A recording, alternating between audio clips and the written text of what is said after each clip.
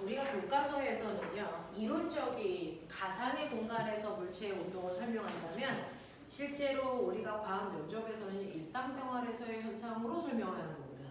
그게 일치하는 부분도 있고 일치하지 않는 부분도 있어서 일치하지 않는 부분들, 조금 다양한 것들, 이런 것들을 계속 프린트로 드리고 있어요. 자, 여러분들 7번 문제 보면 우리가 그동안 뭐 했냐면요. 어떤 물체가 돼서 거기에 갑자기 나온 어떤 이제 운전하고 있는 사람이 물체를 보고 브레이크를 밟잖아요. 그러면 브레이크를 밟으면 그 물체가 가다가 브레이크를 밟으면 이때부터 속력이 일정하게 줄어들어 이게 멈출 때까지 간 거리야. 되겠어요? 이렇게 배웠지만 실제로 이렇지 않습니다. 실제로 이렇지 않아요. 아빠가 막 운전하다가 앞에서 아이가 툭 튀어나오면 일단 내가 누가 튀어나온다는 걸 느끼고 브레이크에 다리가 갈 때까지 걸리는 시간이 있어. 됐어? 그걸 감각 시간이라고 해. 되겠어? 그러니 맨 처음에 뭔가가 튀어나오면 그거를 인지해서 브레이크를 밟을 때까지 반응 시간이라는 게 필요하다. 반응 시간. 되겠냐? 그래서 반응 시간이 있고 그리고 나서 브레이크를 밟아서 일정하게 감소해 이런 모습이지. 됐니? 이게 10이라고 하는 빠르기 동안에 내가 반응하는 데까지 걸린 시간 T1이 필요하고 그리고 브레이크를 밟아서 멈출 때 걸린 시간이 T2고. 되겠어? 이때 여기서부터 여기까지를 우리가 다 정지거리라고 하는 거야. 이게 멈출 때까지 필요한 거리예요. 되겠어? 자, 그러면 속력이 20으로 가다가 똑같이 아이가 튀어나오면 어떻게 될까? 속력이 2배 빨라졌어. 반응 시간이 2배 커질까? 아니요. 아니죠. 속력하고 상관없이 반응 시간은 똑같습니다. 되겠냐? 그래 놓고 브레이크를 밟으면 속력이 크니까 멈출 때까지 걸린 시간이 똑같은 가속도로 멈춘다고 쳤을 때 2배가 되겠죠. 되겠어? 이 얘기야. 속력이 30이면 그래서 반응 시간 똑같고 제동하는 데 걸리는 시간만 3배 길어지는 거. 이런 느낌이어야 돼. 되겠지? 그러니 실제로 우리가 물체를 보고 반응할 때까지 간 거리를 S 그리고 브레이크를 밟아서 멈출 때까지 간 거리를 A라고 한다면 10의 빠르기로 갈 때는 S 더하기 A 값이 10이어야 돼. 요렇게 준 거예요. 실제로. 근데 20의 빠르기로 가고 맹아 20의 빠르기로 가면 반응하는 이 시간 동안 간 거리가 얼마게? ES입니다. 됐어? 이 거리가 ES고 브레이크를 밟아서 멈출 때까지 걸린 요 거리는 얼마일까? 4일. 맨날 우리 연습했죠? 1대 3이기 때문에 이거 합하면 얼마? 3. 아니 4. 알겠어? 그래서 이 거리가 얼마? 4A. 이게 얼마? 28. 이런 느낌이야. 그럼 이제 니네가 만들어 31대야. 불러. 3S 플러스 얼마? 9A. 됐니? 이거 몇 점? 1, 3, 5 요런 느낌이잖아. 되겠습니까? 그래서 9A를 간 요 거리 구해주세요. 요겁니다. 괜찮아? 괜찮아? 요거 2개 가지고 연방 풀어주시면 되겠습니다. 요거 2개 가지고. 그래서 요거 2개 가지고 연방을 푼다면 S 값이 얼마? 20. S가 얼마? 6. A가 얼마? A가 4입니다. 그러니까 이면적이 6인데 꼬매가 10의 빠르기로 등속도로 6m만큼 가려면 2 그래서 내 반응 시간이 얼마여야 되니? 0.6초 걸렸네. 이런 느낌으로 가야 돼. 이게 이제 실제로 우리가 브레이크 밟을 때 나타나는 현상이야. 그래서 속력이 2배가 빨라졌는데 멈출 때까지 간 거리가 2배도 4배도 아닌 이상한 숫자가 나오는 이유가 이것 때문입니다. 자, 그러면 S 값이 6이라고 했고요. A 값이 4라고 했으니 나오겠죠. 되겠습니까? 이렇게 가는 겁니다. 실제로는 이렇습니다. 그래서 우리가 학교 앞에서 아이가 튀어나왔을 때 다치지 않고 멈출 때까지 갈 수 있는 최대 거리를 잡아놓고 그리고 나서 속도를 제한하는 거야. 얼마 이상이면 안 되겠구나. 됐어. 그래서 학교 앞에서의 속도가 30이야 라고 하는 건 아이를 학교 앞에서 튀어나올 아이를 발견했을 때 차가 멈출 수 있는 그래서 최대한의 속도를 잡아놓는 겁니다. 이렇게 가는 거야. 자, 그 다음에 2번 문제의 별표 7-2. 우리는 그동안 물체의 운동을 다 배운 것 같은 착각이 드는데요. 사실은 우리가 배운 물체의 운동은 반쪽짜리 운동이야. 우리는요, 신기한 거 아세요? 이렇게 경사면에 물체를 놓으면 이 물체를 어떤 걸 놨는 줄 아세요? 나무 토막을 놨기 때문에 얘가 경사면에서 내려올 때 어떻게 내려오니? 밀려 내려오죠. 근데 만약에 내가 여기다가 동그란 모양의 물체를 놓으면 얘 어떻게 될까? 네, 얘 회전도 하고 미끄러지기도 하잖아요. 되겠어? 그러니까 실제로 물체 운동은 두 가지가 있어요. 그냥 이렇게 미끄러져서 이동하는 되니 또는 그냥 옆으로 쭉 가는 되냐? 이런 운동을 우리가 멋진 말로 이걸 병진 운동이에요. 이거를 여러분들이 물리 1, 2에서 배우는 겁니다. 병진 운동을 배우는 거야. 근데 물체가 가면서 그냥 미끄러지기만 하는 게 아니고 사실은 물체가 돌면서 가기도 해요. 되겠어? 이 도는 거를 우리가 무슨 운동? 회전 운동. 그래서 등속 원운동에서 살짝만 배운 거야. 되겠어? 그래서 물체는 병진 운동과 회전 운동이라는 두 가지의 운동을 가질 수 있어.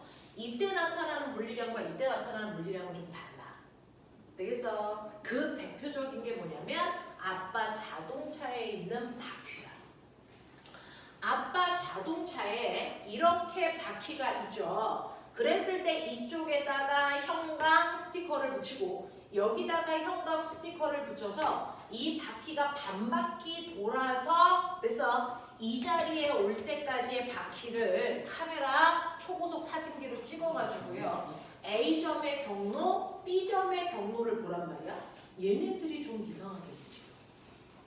한 번도 이걸 생각해 본 적이 없어 우리가. A점은 반바퀴 돌면 어디가 있어야 되냐? 얘 여기 써야 돼. 그치? B점은 반바퀴 돌아 어디 써야 되냐? 여기와 여기. 맞아. 그러면서 이렇게 자동차가 앞으로 가고 있으니까 뭐 어떻게 생긴 게 자동차가 이렇게 앞으로 가고 있으니까 이 바퀴도 자동차와 함께 앞으로 가면서 바퀴를 모두 해야 된다는 얘기야. 회전도 해야 된다는 얘기야. 그러니까 대표적으로 회전 운동과 병진 운동을 한꺼번에 다 하는 게 바퀴입니다. 여러분들은 자전거 바퀴 가지고 찍어서 확인해 보셔도 됩니다. 특이해요. 자, 이때 자동차가 10의 빠르기로 간다면 자동차 차체만 앞으로 가면 안 되지. 바퀴도 같이 가야지. 그러니까 바퀴도요. 모든 부위의 바퀴들이 자동차와 같은 빠르기로 10의 빠르기로 앞으로 가는 병진 운동을 다 같이 하고 있어야 돼요. 10의 빠르기로 바퀴도 가죠. 근데 바퀴는 회전도 합니다. 회전도 하니까 얘가 이렇게 돈다면 얘는 여기에서 회전 방향이 무슨 방향? 이 방향이 실제로 회전 속도 방향이죠. 이게 회전 속도 방향입니다. 그러면 여기서는 회전 속도가 접선 방향이니까 이쪽 방향이 회전 속도 방향. 되겠어? 얘는 어느 방향일 것 같습니까? 이 방향이죠. 이게 회전 속도 방향이죠. 얘는 이렇게 돌아가니까 여기에서의 회전 속도 방향은 이 방향이라는 말입니다. 되겠어? 그러니 실제로 바퀴가 움직이는 속도 방향은 이 둘을 합성한 방향이고 실제 속도가 바로 이 두 속도를 합성한 속도로 가고 있는 거야. 그랬을 때요. 철칙. 바퀴가 바닥에 닿는 순간에 그 순간의 속도가 얼마인 줄 아세요? 바퀴가 바닥에 닿는 그 순간의 속도가 얼마인 줄 아세요? 0입니다. 0. 그러니 이 회전 속도가 얼마나 됩니까? 10이라는 얘기예요. 됐어. 회전 속도가 10이 돼야 됩니다. 여기가 10이 돼야 된다는 얘기야. 바퀴가 땅에 닿는 그 순간 바퀴를 멈춰요. 그러니 바퀴가 순간 바닥에서 멈추니까 여기에서 작용하는 마찰력은 운동 마찰력일까 정지 마찰력일까? 정지 마찰력이에요. 참 어렵다. 움직이는데 정지가 치려고. 신기하죠? 순간순간 정지 마찰력이 생기는 거야. 엄청 신기해요. 자, 그랬을 때 봐. 그러면 여기에서는 이 진짜 속도가 얼마가 되니? 20. 네, 이 방향으로 20이에요, 바퀴. 여기서는요. 이거 100% 합성했을 때 이 방향으로 가는 거야. 그러니까 B점은 이렇게 가서 요 땅을 짚었다가 이렇게 오는 거지. 네. 맞아요? 예. 그래서 여기에서의 바퀴의 속도가 10루트2라는 얘기예요. 여기서는 속도가 얼마고요? 0이고요. 여기서는 얼마일까요? 이 바퀴 A는 일로 가지 않습니다. 어디로 갑니까? 이 방향으로 갑니다. 됐어? A가요. 사실은 이렇게 해서 요 점 찍고 어디로 오는 거야? 이렇게 가는 거예요. 맞죠? 반바퀴 돌 때 A점은 이렇게 가고 있는 거예요. 반바퀴 돌 때 B는 이렇게 가고 있는 겁니다. 보여? 이거 한번 자전거 바퀴에다가 형광 스티커 찍어가지고요. 어두운 곳에서 반바퀴만 돌려보십시오. 이렇게 가고 있죠. 이걸 우리가 사이클로이드 곡선이라고 하는 거예요. 자, 그래서 10루트입니다. 됐지? 그렇다면 반바퀴 돌 동안 우리의 A의 시간 속도 그래프를 그려볼까? A의 시간 속도 그래프를 보면 처음에 이 점에 있을 때 A의 속도는 얼마였다가요? 10루트 2. 루트 2가 1.4니까 대략 14의 속도예요. 맞죠? 그랬다가 얘가 이 점에 왔다가 이리로 가는 거잖아, 사실은. 그렇죠? 네. 여기 오면 속도가 얼마가 되니? 20이 되죠.